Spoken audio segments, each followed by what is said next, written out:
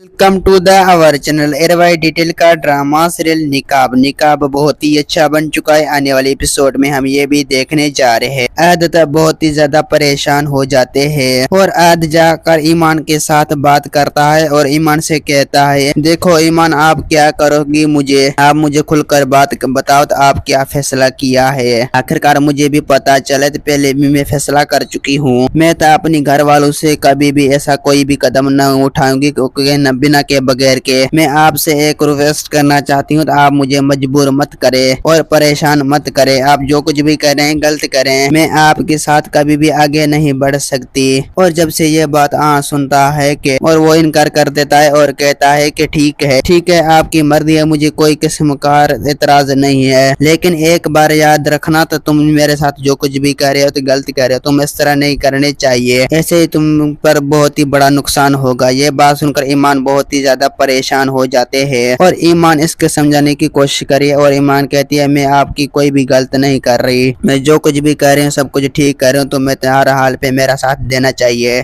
तुम्हें तो इस बारे में सोचना चाहिए तो क्या क्या कदम उठाएगी। दोस्तों, उम्मीद है कि मेरा वीडियो आप लोगों की अच्छी लगी होगी। वीडियो अच्छी लगी तो वीडियो की लाइक और चैनल को सब्सक्राइब लामी कहना। खुदा हाफिज।